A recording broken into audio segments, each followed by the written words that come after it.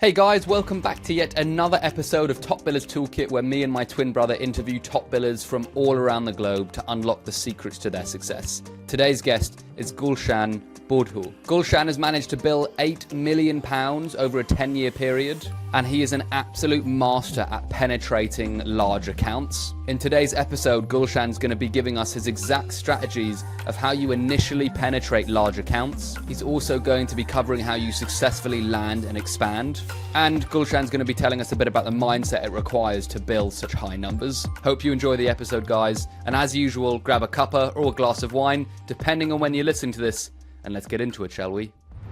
Wait a second, guys. Quick question for you. If you could land a new client on LinkedIn in the next couple of weeks, how much would that be worth to you? 20, 30, maybe 40K?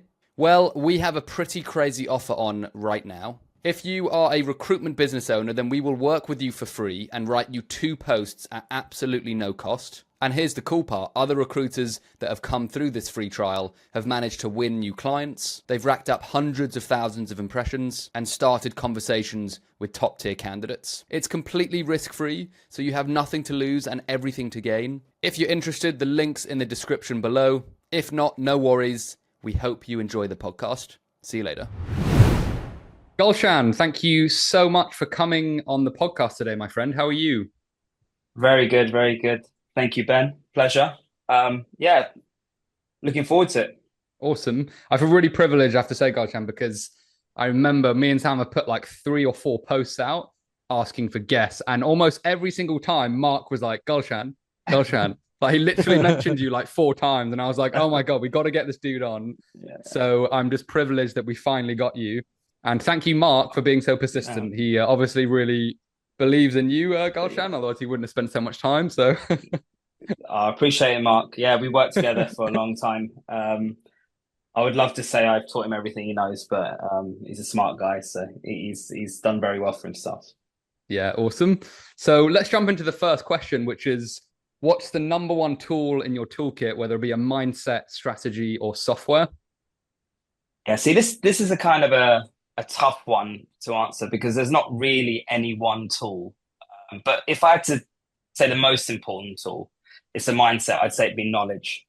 And what I mean by knowledge is if you meet anyone who's successful in anything, they have a high knowledge of that subject, right?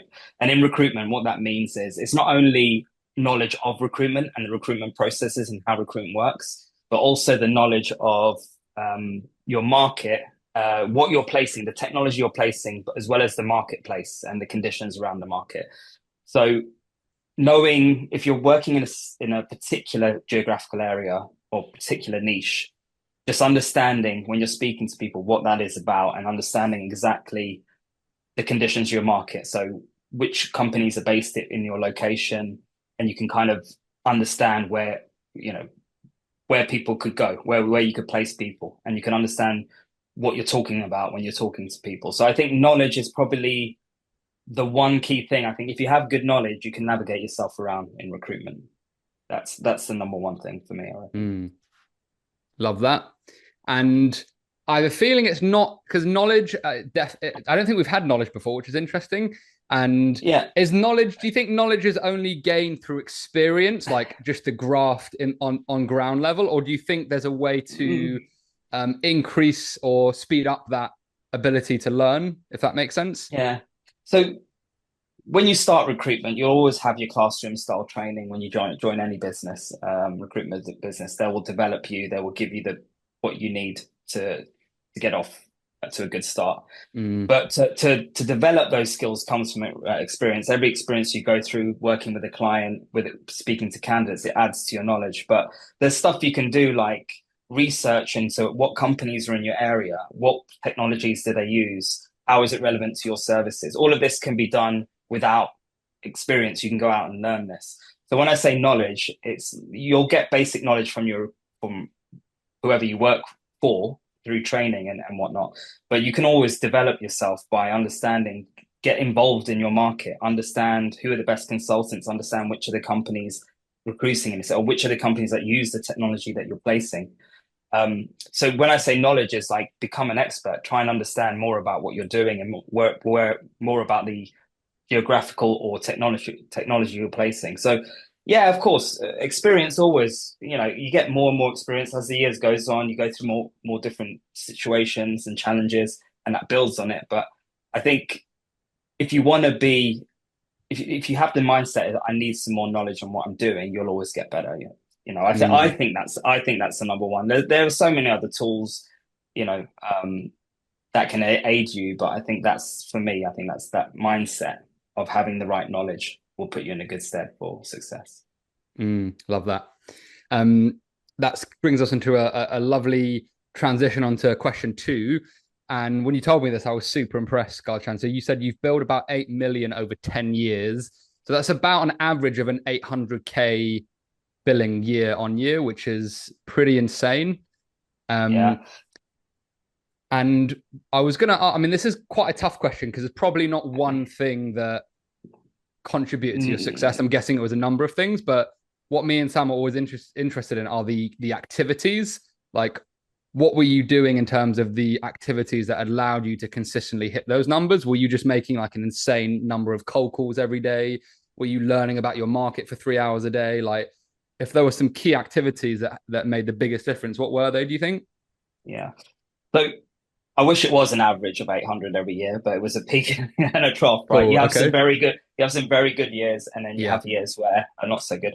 But I think there's kind of like four areas. I say you could put this down to four key activities. So I'll mention them first, and I'll dive in. So first one would be knowing and staying in touch with your market. The second one would be belief. The third one would be hard work, and the fourth one will be discipline. So when I say knowing and staying in touch with your market, and what I mean by that is like forging relationships with both candidates and clients and understanding who the decision makers are. Now, that's knowing the market, staying in touch with them. So you've got to put yourself in a position to get that what I call recruitment luck. Um, and that is, I say stumble across an opportunity, but if you're always in touch with the right people and making, knowing who your market is and being in touch with them, you'll create that luck and you'll be in the right place at the right time and be able to capitalize on that, on that opportunity that's presented. If you don't know who you're calling and if you don't stay in touch with them, you're never going to get to that stage. So I think that's one thing I did. So if I knew there was a business recruiting, and if I knew who the candidates are that worked in that particular market, I would get to know them and I would stay in touch with them because there's going to be an opportunity at one point. So that's the first part. Belief. Now, it's a bit cliche, but everyone who I've managed or even myself, belief changes throughout a whole year, right? You could start the year, put 3 placements in your first month. Your belief level is up here. You believe in yourself. Then sets in the first month of doing a blank. Kind of think, okay, yes. Then the second month of doing a blank. Then your belief in yourself, your belief in what you're doing kind of goes down the trajectory. So when I say belief is you have to believe in yourself. You have to believe in what you're doing because that's a big part of your mindset to keep at that high numbers. Because I've been through a lot of cases where I've seen people in my team where they after the second month, their whole demeanor changes, their whole approach to recruitment changes, and they get desperate and they start doing desperate activities. So I always coach people to believe in themselves, believe in what you're doing, even if the results aren't coming. So I think that's that's a big part of it. Now, when I say people say hard work, what I mean by hard work is not what everyone thinks hard work is, where you just constantly your activity level is just up here. That's not what hard work means. Hard work to me is doing the hard things. So what I used to do is if I wanted to break my day in well, I would take the most difficult phone calls I had to make that day and put them for first thing in the morning. And that would be, calling a really difficult manager or pitching a business I knew I would definitely get told, here's the door. It would be all the hard part of work. And then the other things would be entwined with hard work would be discipline. So that's the last part. So be disciplined in your activities, which means do your core BD, even if you've got the smallest amount of business on, you haven't done any deals for the month and you want to close that. don't shy away from the discipline, which is do all your BD calls in the morning and keep your numbers high and speak to your candidates in the afternoon. And all of the other parts of admin, sending CVs, always keep that in your framework. Keep disciplined and don't just throw it out the window just because you've got two hot roles that you think, okay, I can definitely make these deals this month. I'm going to put all my effort into that. And then, if they fall through, then all of the stuff you should have been doing to create more business is out the window. So hard work is doing all the hard parts of the job, the parts which are a bit shy away from, making those calls to clients probably don't want to hear from you, who've never heard from you before, those cold calls, extracting information from candidates, but when you're building those relationships, trying to understand what's happening in the market, asking for business leads, which is not the easiest thing for people to do, all of that type of difficult activity or hard work, making sure you stay disciplined with that. And I found throughout my career, if I had the belief in myself, if I kept the discipline, if I knew who my market was, if I stayed in touch with my market, then I would always have an opportunity to make business. And it just so happened, because I was doing that, I came across some fantastic opportunities, which allowed me to make multiple placements with these customers. So yeah, if those are the four areas. So knowing and staying in touch with your market, believing in yourself, and hard work and discipline. Keep those 4 pillars and you should be a high achiever. Love that. Love that. I've got so many questions. I'll let Sam jump in because I've been So I want to Go for it. I want to kind of dissect each one in more detail now, Gulshan, because they're really great ones. So knowing and staying in touch, I would love to know if I'm a new recruiter and you're coaching me, who do I stay in touch with and what is my process? Because it could be quite easy to make that a messy process and just call people and be like, have you got any jobs on? Okay, see you later. Like, what is the process around that and how do you make it into a system that's not chaotic and just calling people up? That's a good question. I mean, I'll cover it in more detail later, but knowing your market, I mean, there's tools around you can use. Like I use LinkedIn religiously, as every recruiter should. But you can do easy searches to know what people sit in your market, and then it's your. For example, I'll give you an example. If you're focusing on the Benelux or Belgium, for example, you want to know every SAP program manager in that area. You can forge a list. You can make a list of these, and that's you knowing who they are, right? That's you. Yeah. Then you have to figure out a strategy of getting in touch with them. Now, this could be a pure cold call. If you like to get kicked in the face every day, then just do that. I mean, a lot of people don't. But secondly, would be like just one thing I would suggest is look at their website. Look at what they're hiring internally, as in permanently for their business, to see where they are lacking things, where they need people in-house.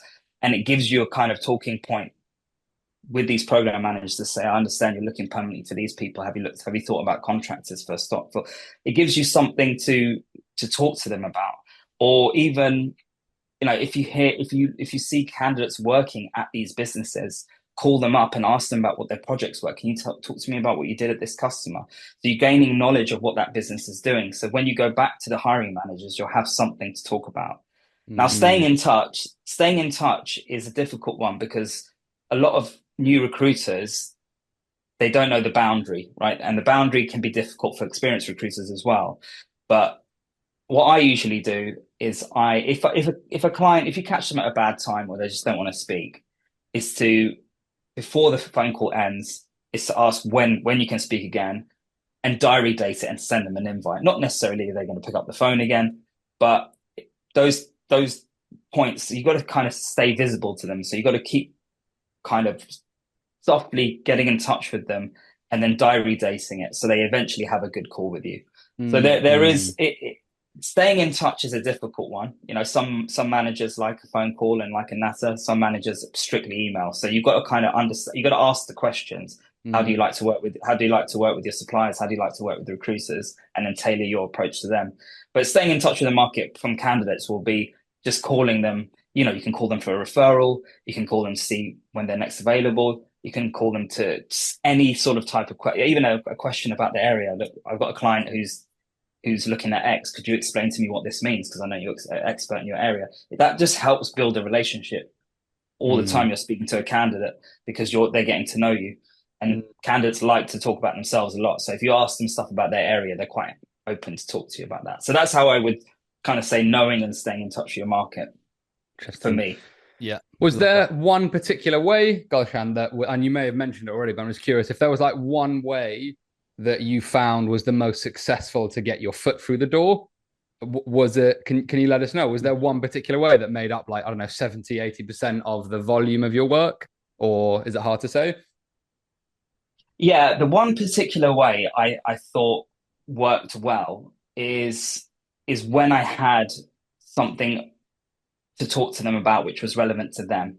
So I would, before I needed to make an important call, I would speak to people within the business or within their projects. I would do a search for candidates working for that company, and I would gain as much information. And as I did my introduction, I would just relate it to that. I understand you've recently completed a project in this area. So they were kind of like, oh, how does he know this type of thing? I don't even know who this guy is. So it kind of put them on the back foot. And that would give me an opportunity to then start asking questions and then start telling them a bit about me and how I can benefit them. So I think that's what I said, knowledge as my first point. Having that knowledge and having information puts you in a strong position to open a door.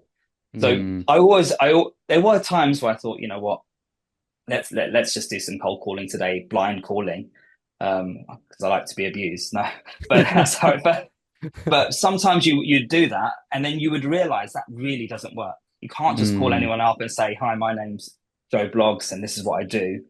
I currently have this candidate available. Would it be interesting to you?" The phone goes straight down. Anyone can do that. So you have to kind of have something for them to have their ears opened, and they want to listen to you. So that's why I say that the best thing to do is always go into a conversation with some armory. Always go in with something that is going to keep them interested and keep them there. If someone called up you guys and talks about your business, I know you've done this with this person, this with this person, you're instantly going to be like, oh, hold on, this guy knows a bit. Let me spend a bit more time with him. So that's how I look at it. Yeah, that's a really good point. And absolutely, when someone's DMing me, when they mention the podcast, it's like they've instantly got my attention. It's like, oh, I've seen your podcast. I'm like, but that's a relatively easy look. They just have to go into our podcast. I suspect it's a little bit harder in your world, Garshan. But what I've always struggled with is like the balance between research and activity of like actually calling, if that makes sense. Like that's the thing. It's hard to know what the right balance is. Could you put a balance on it in terms of how much research you do compared to actual calling? Well, everything is intertwined. So, for example, say I wanted to call GSK because I know they're doing a project. I could entwine my candidate activities. So speak to candidates who have worked for GSK or working for GSK to get their availability, to get what they're doing, but also to get information on the company. So, and to get also information about the market. So I could do everything together and kind of put my research into the actual activities I need to do. So there's ways that you can just pair things up together, but there is a chance that you can misbalance and spend too much time researching that by the time you make that phone call, you don't even get through to the guy. When you do, he tells you that he's not interested. So you have to find a balance, and that's why when I think if you add in other activities whilst researching, then you're kind of killing a bird with what's the saying? Killing two birds with one stone. Two birds. I was going to say killing a bird with two stones, like killing killing two birds with one stone. Sorry, that's what I meant. Yeah. That makes perfect sense. That's what I would do. Yeah. Cool. Awesome. Go ahead, Sam. No, I'm just curious. So that's really interesting in terms of what you said, Gulshan, which is like intertwining everything. So you're trying to get hold of a hiring manager or get into a business. Might as well call as many candidates, get some new candidates, get some market research, and then potentially get some information that you can then approach hiring managers with. What was the most valuable information? Am I right in saying that you would grab information from candidates and then approach hiring managers with that information? What was the most valuable information that you would usually get a hiring manager to be like, okay, I'll pay attention out of interest? So I would always look at, say I was speaking to a candidate who had been on a project or was working for them. I'd always say to them, look, I'm very interested in what you've done for this company. It seems quite similar to a company what a company I'm speaking to is about to do. Could you describe to me what you did in this project? So in that way, they're kind of giving me what the project was about. Then I could ask questions about how big was your team? When did the project start? How long was the project? Did you roll out to any countries, or was it just in that one location? So you're kind of building a picture of that project, and you knew the start date, you knew the end date, you knew how big the team was, you knew the successes. So then when you're going, I mean, that's just one part of it, but when you're going back to speak to that hiring manager, you can then go back to that and say, look, I understand you've recently completed this project X. You started it then, it was successful, went to this time, it went for a year and a half. Understand that the reason you did that is this is what you were trying to achieve. And this marries up quite well with what I do. This is what I do. So it gives you you're talking to them about something they've been through, so they understand, and it gives you a door to open to talk about what you can help them with. But it's always project related, right? Because in contract IT recruitment, it's people have a project they need to deliver within a certain time frame. So if you're talking to hiring managers about projects and what they're doing, they're interested to understand that you understand what their business is doing. So they give you a bit more time of the day to hear what you have to say. Cool. So it'd be more about the nature of the project, the business case behind it, the success of it, the timeline, that type of thing. Cool. And I'm guessing, were they always looking for contractors? Like, was that always a pain point for them that they needed good contractors, or what was? Yeah, I mean, the thing is, when especially in SAP and IT recruitment, when SAP is a business application, so it's going to be a long term and quite a niche area, and companies generally, unless you're like a Shell or a company who's used this for years, not a lot of them have in-house people, because it's just that it's project related. So unless nobody wants to sit there and just do maintenance all the time, so they have to hire in contractors. So these large projects, they're going to be gaps everywhere. So it's you just understanding the roadmap of what time frame they're going to do this, when it moves on to next, where the resource gaps are going to be. And that's where these conversations open up to when you have knowledge about what they're doing. Love that, man. And I've got one more question. Plenty more questions, Gulshan, but thank you for your answers, dude.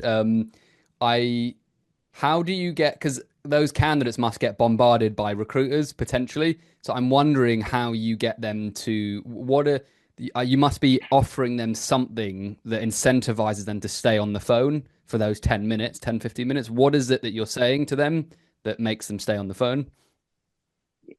Yeah, it's case by case, right? But obviously the first thing you do is you're trying to find out what their situation is. You're offering them opportunity. They might not be available on the market, right? But this is where I say, this is where your personality and your approach comes into play, because you have to kind of find a reason for them to open up about that project. So the way I would do it is to say, look, hope you don't mind, I've got this client who's doing whatever. I'll look at their CV, whatever their skill is. I'll be like, they're going to start a program in this area, and what you've done at this customer seems really interesting. Could you just help me? So I've got a bit more knowledge to go back to my client. Can you talk to me a bit more about this project? Because people like talking about themselves. A lot of people like talking about themselves. So if you ask them to talk about what they've done, and you do it in the right approach, it has to be subtle, it has to be soft. It can't be bullish. And then people do slowly open up. And if they say, look, would love to, don't have the time, then just book. Do you mind if I call you at the end of the day? It won't take long, 5-10 minutes. Just book a call back and and make sure you make that call. It's not going to happen every time. I don't keep everyone on the phone for ages, but you have to just know when to push and when to lean back. That's the art of working with people. Yeah, cool, man. Great answer. Love that. So you just to recap, you are going in. There's obviously tonality. There's timing. Tonality, yeah. But you're going in and saying, hey, I've got a similar project on with a client. It looks like you've done similar work. Can you just tell me more about it so I can see if you're a good fit, basically? And then they slowly start opening up. Yeah, but if they have already told you they're not available, then you're not going to have to say. You can say, look, I just want to gain a bit more knowledge when I go back to my client. Can you tell me more about what you did on this project? Or, it just gives them an opportunity just to open up. And then you're kind of understanding more about the customer and what they've done there. So, yeah. Love that, dude. That's great. Interesting. I'd love to jump on to question 3, Gulshan, which is, you mentioned landing and expanding as something that most recruiters fail to do properly. In fact, it's actually something that a lot of recruiters tell me as well. They feel like they could just be maximizing more from their existing client base. I know this was a particular skill for you for many years, but would you mind just walking us through your approach to landing, expanding, maybe the key aspects to landing and expanding successfully? I'll try. It's quite a tough. I know it's not a simple process, but I think every recruiter, when I say land and expand, I'm going to approach this from a new client perspective, but you can apply it to an existing client. But usually, in contract recruitment, when you get a first placement, it's never through a procurement or a resourcement desk. It's usually you've spoken to a hiring manager. They've got an issue, or they have needs, and you found them a solution, and then what happens is the hiring manager says, look, that's a perfect resource, and then pushes you through to procurement, and procurement then speaks to you about how to get the deal done. So that's usually the case. So the first step, I always thought, when the contractor's feet were safely under the desk, is I would first understand how the business recruits, right? So every business operates differently. Some might have a central recruitment desk that just shoots out to all their suppliers an email saying, we need this. Some might have that hiring manager has full autonomy, goes out to whoever he feels like. Some, there might be an MSP in place, where it's a Hays or a company like that who manage the whole process for them. Or some might have a portal where you log on to look at what requests they have open. So you need to understand, firstly, the recruitment process of the business, how they actually recruit. That's number one. I think secondly, you need to understand, once you've done that first placement, is the larger picture. You've got to assess the scale of opportunity. You need to understand the technologies they use and for what function. Businesses are made up of finance, HR, whatever department. What is the tech they use for it? And you've got to assess where your services can fit into that business. Then thirdly, part of the land and expand is you need to understand the players, the shakers and movers. You need to understand the organizational setup from the top down. You need to understand who owns which domain and who makes the decisions. I think you need to position yourself as a partner rather than a supplier. So that's the first part. That's the what I call the gaining knowledge part. When you have this knowledge, you kind of built a picture of how the business operates. Then you can start to implement the strategy. So usually the first mistake recruiters make is they do their first placement into a business. Then I think they've got the license to work with that business. The first thing they do is they ask the question, do any of your colleagues need any help? Could you introduce me to your colleagues? That's probably the number one mistake I always see. I say, interesting. Why would anybody who basically just found a solution from you, doesn't know you really that well, doesn't really trust you that much, why are they then going to give you their network, their colleagues to work with, right? It's a new relationship. So this kind of over time will build, right?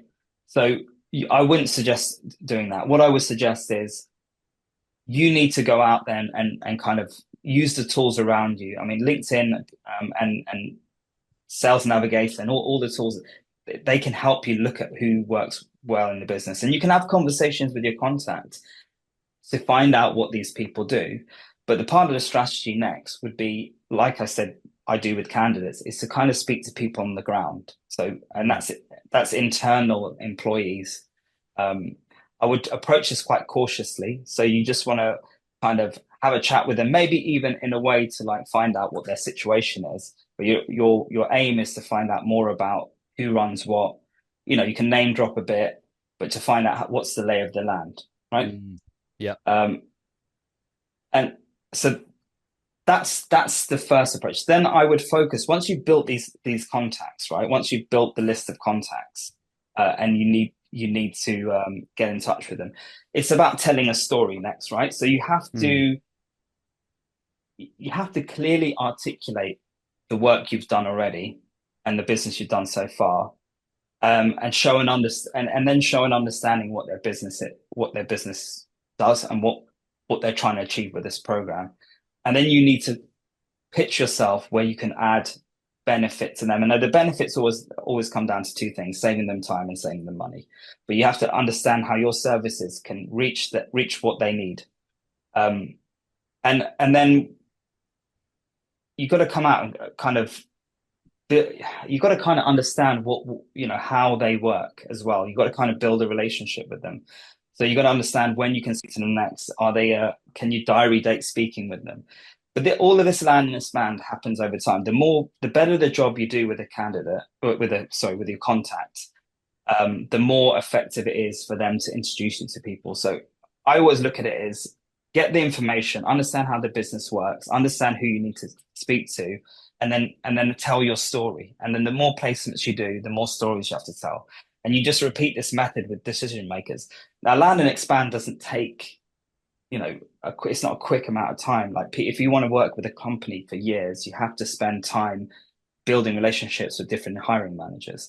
So you just repeat this method. And also, when you're speaking procurement, every contract recruiter doesn't like procurement because they don't like us. Their job is to facilitate a process. Our job is to push the process.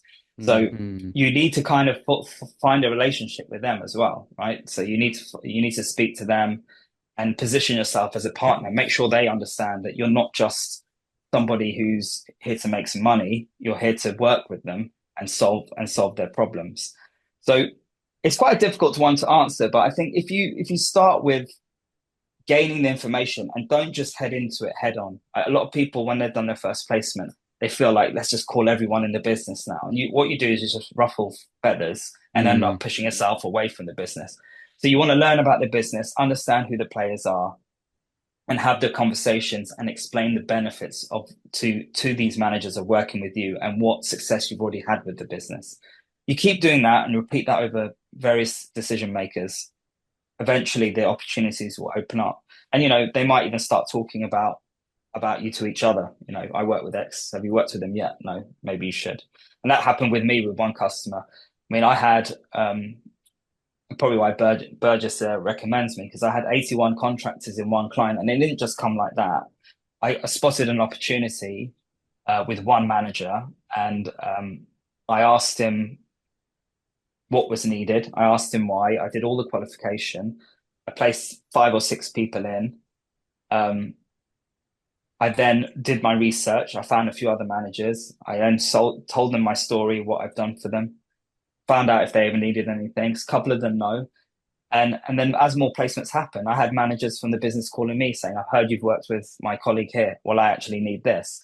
So you need to just be able to tell your story to the right people and kind of have your work spread around, have people talk about what you're doing.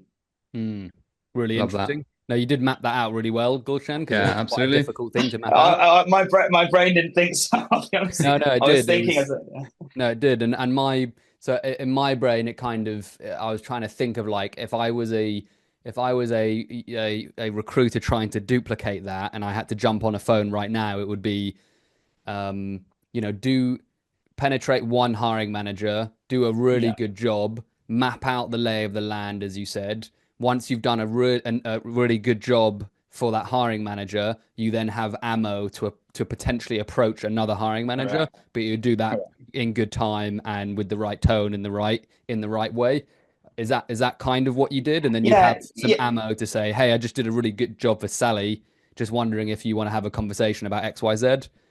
Yeah, correct. That's how it works. And you'll get push internally from your business to say, what else are you doing with this business? And it may force recruiters to push it too quickly. But the whole point is you got to go off your merits of your work. So when you start doing a good job and you start telling other managers, this is what I've done for X, or this is what I've done for Sally, then they can start listening. And then it's down to you to map out where the requirements will come or where the opportunities will come. But it will come over time. So it's all about the base work you put in. And then you can expand. You have to land properly. When let's say you go back, let's say you've just made that first hiring manager happy, or you've delivered that result. You're now trying to get into the good books of a second hiring manager or someone else, another decision maker within the business. Is it normally as easy as mentioning?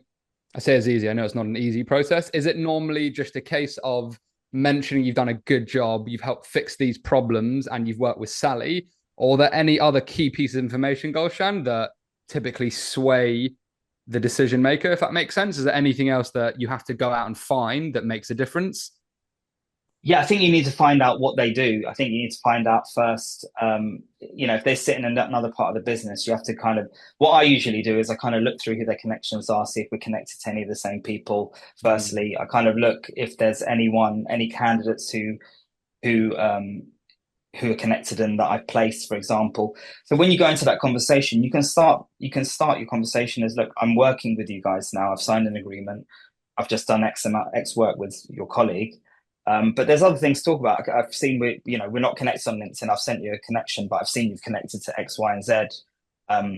Do you know them? There's other things to talk about. You just got to build on that relationship because they need to know you're credible, because this is probably the first time they're speaking to you. But what I also would do as well is, but when I've done the good work for that one hiring manager, I would say to them, if any of your colleagues do need my assistance, are you happy for me to just rely on you as a reference if they need to find out what I've done? So that way, when you're speaking to them, you can say, look, if you need a reference on what I've done for you, please speak to X. That kind of backs up what you're saying. So I think that's quite a strong little addition at the end, I think, isn't it? Yeah, having a reference point does kind of give them a bit more confidence to work with you. And it kind of all stems from doing a good job, though, doesn't it? Because none of that works if you don't do a good job for the first hiring manager. So you actually have to be good at what you do and deliver a good service. Exactly. But I think if you made the placement and you've done everything right, and you place the right person into the job, I mean, the proof is in the product you give, right? So as long as you're not annoying them, as long as you're following a process, as long as they think they've got value for working with you, then I think they will always.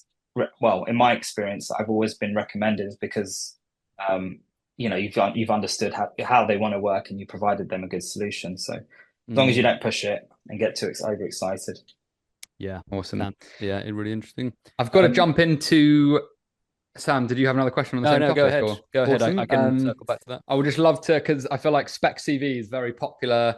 They work. I feel like it's probably the most common method that has been consistent across every single top biller we've ever spoken to. And everyone has a slightly different way of doing it, Gulshan, but I'd love to hear what worked for you with spec CVs. How did you do it when you were kind of trying to get your foot through the door? Yeah. So it's a good one, that.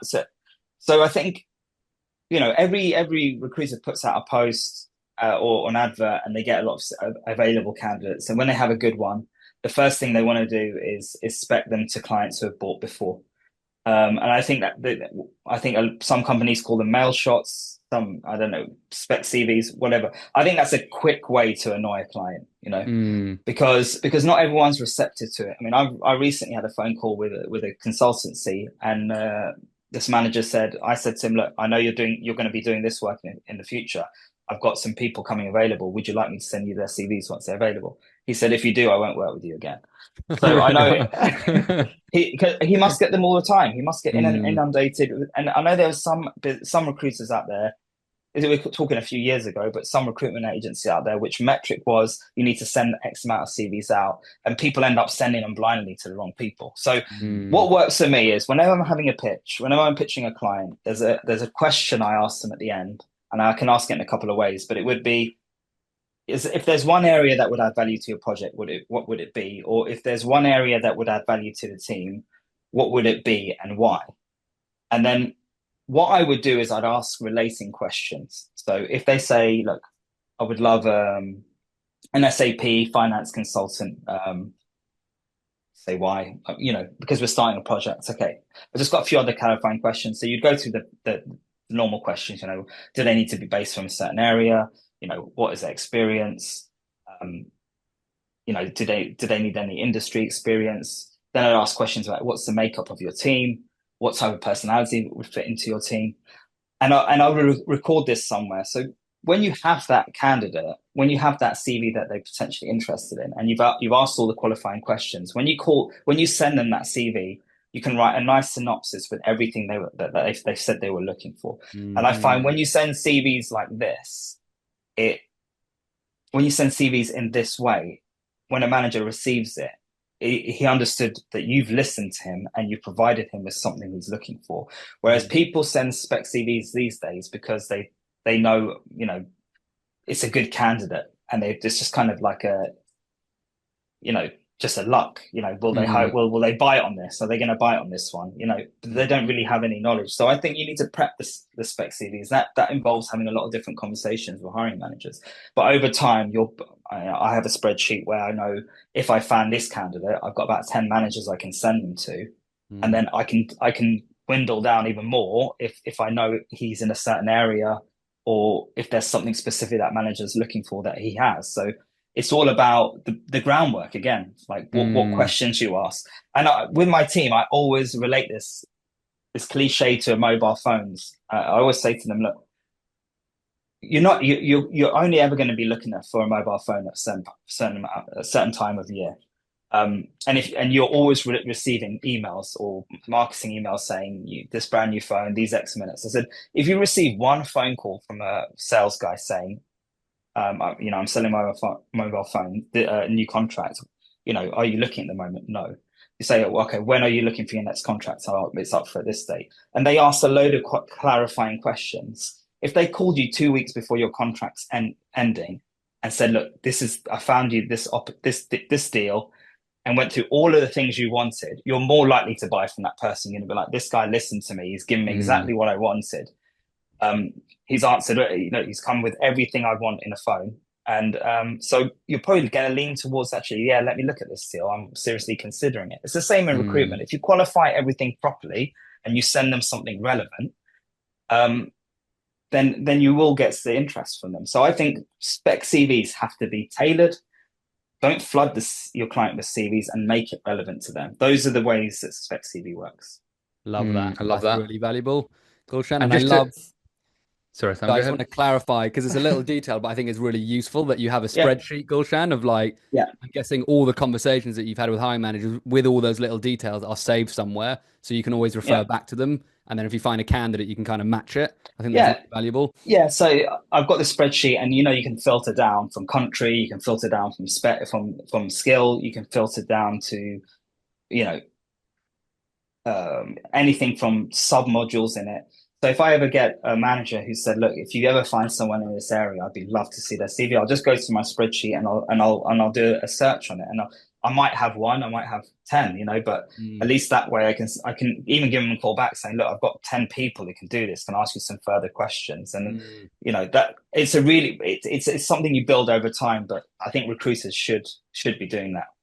I call it the magic CV spreadsheet. That's brilliant. And it's funny because most recruiters would just send the CV and use the CV as a way to get their foot through the door. But what you're doing is you're calling them first. I'm guessing getting your foot through the door with. Well, that's actually another good point. Is if the CV is the thing getting the foot through the door, what is the best way for you to? Is it through that same process we mentioned, but prior to that, is that gathering information and then going and kind of rounding it off like that? Yeah, I mean, look, you're always going to be speaking to managers. It's just a question you ask on every call with a manager, because more than likely they're going to have something missing for the team, or they're going to be interested in something. So just add it into your pitch or your telephone calls with hiring managers, and that just gives more substance to your spec CVs. Some people just love sending CVs blindly, and it's a numbers game at that point. And I think you upset people more than you help people. So I prefer to do it this way, and you probably have a metric, send 10 CVs out a week. Well, then you need to have 100 phone calls during a week to say, where these 10 CVs are going. It's all about the groundwork. But if you build this list over time, as soon as a CV comes into your inbox, you know where to send it, right? So over time, it becomes easier. That's really interesting. And then just for the volume, because I get this is a very different approach, and it's very research based and research heavy. What would be the number of calls? We're kind of going on to the activity piece now, but what would be like a good number of calls that you would make on a daily basis, say, Gulshan? Like what would that look like, do you think? The attempts versus the actual calls are massive, but the actual, what I would say is a successful day. If I had 10 productive phone calls with a client in a day, I would say that's a very successessul day.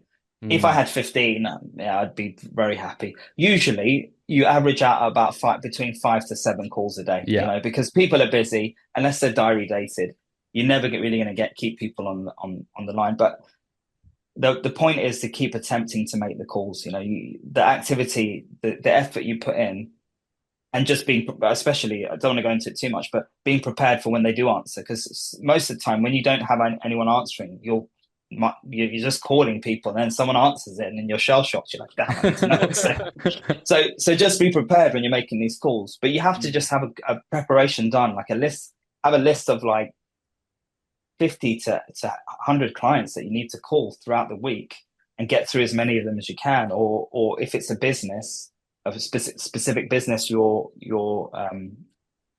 trying to open, then making sure that you have a list of all of the people you need to speak to within that business. So yeah, I think 10, if you do 10 successful phone calls in a day, and you know, you speak to any successful recruiter, they'll say high successful activity will lead to that. So I think as a aim, go for 10 a day to any recruiters. I think that's a good metric. And I'm guessing not all of those calls could be research heavy. Gosh, I'm guessing there's maybe some companies where you're like cherry picking the research.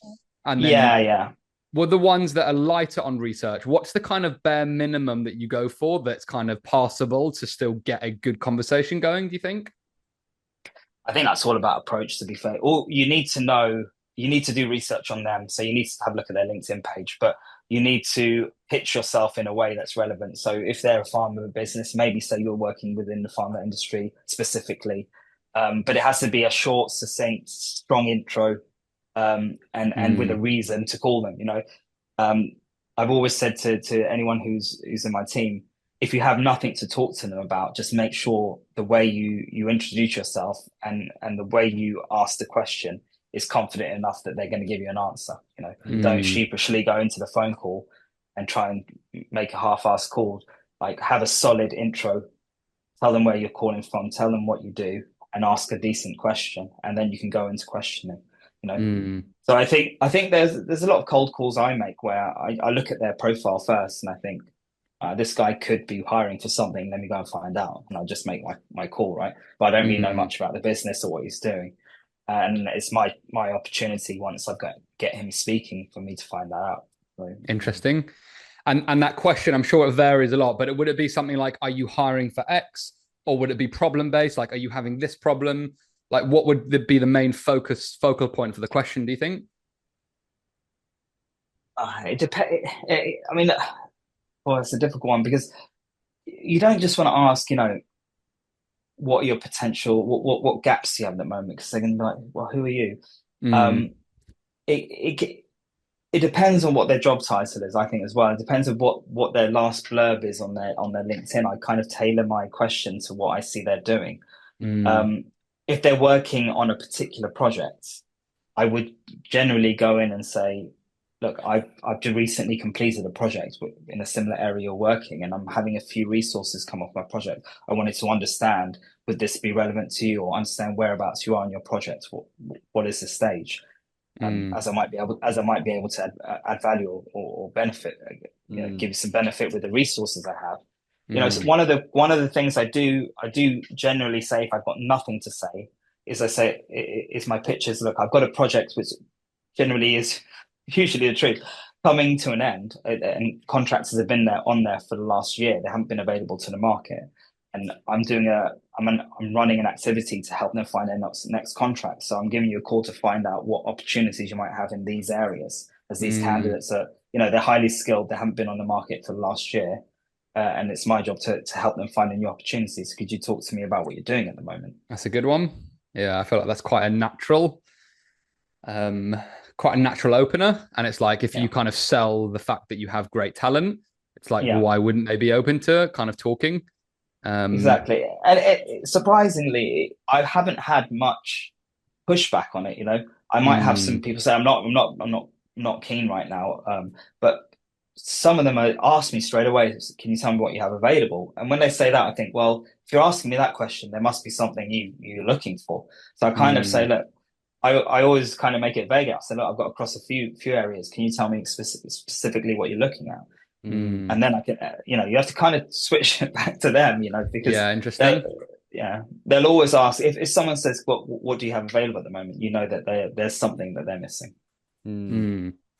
Awesome. I feel like a lot of it is tone as well, because it's funny. We had another top biller on our call on our podcast a couple of weeks ago, and it was amazing. Like the first 10 seconds of his pitch, based in the UK and the US, like varied quite drastically, and it was very much to do with tone, funnily enough. So I have a feeling that's probably a big part of it.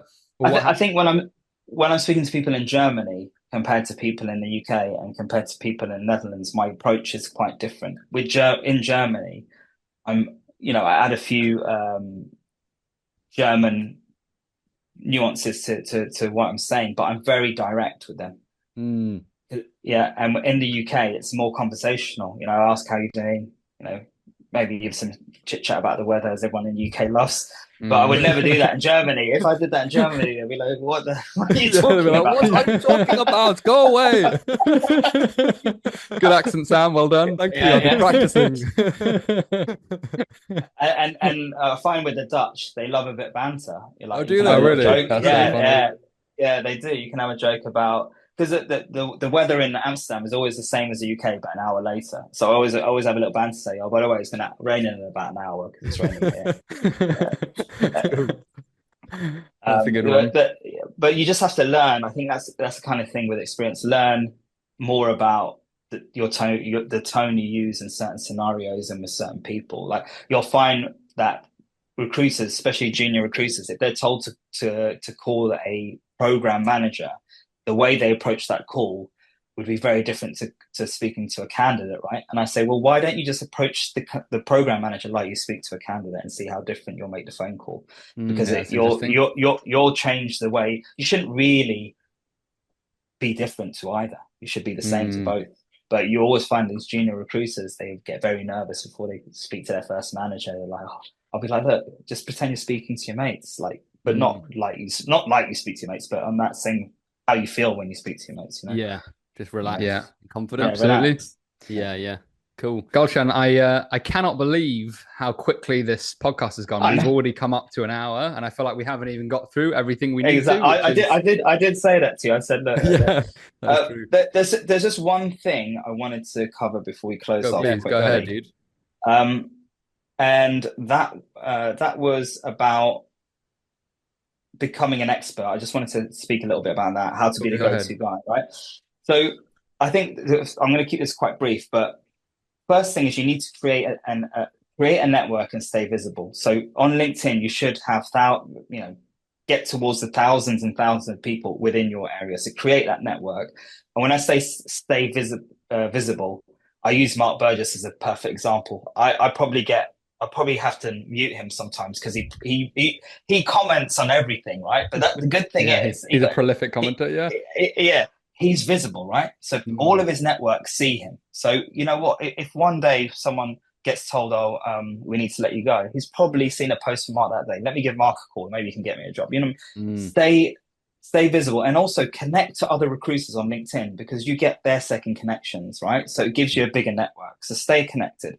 I think second thing is every software company, if you work in IT recruitment, they're evolving, right? So understand what tech you're working with, how it's evolving, what new things you can talk to a client about who's using that tech. The third thing is I used to do it. I haven't done it for a while, but it was something told to me from an experienced recruiter is, especially in SAP, try and build relationships with SAP salespeople because they sell licenses to businesses. And when you understand where licenses are sold, you understand that they're going to have to be implemented. So you understand where the opportunities are coming. So try and forge some relationships with sales guys within the technology you're working with in the actual software company. And then I think the last part is being able to talk about the technology to your market. So I would spend a lot of time speaking to SAP consultants to have them explain to you what they do and more about the tech. So when you go back to speak to clients and even other SAP consultants or IT consultants in your area, you gain knowledge about what you have an understanding about what they do and what the technology does. And I think if you keep doing that, you do generally become kind of a dominant in your space. And, people will start recognizing that you're good at what you do, you know what you're talking about, and you'll become kind of a go-to guy in that niche. So those are the 4 or 5 things that I would suggest for anyone who wants to kind of dominate their space or become prolific in their space.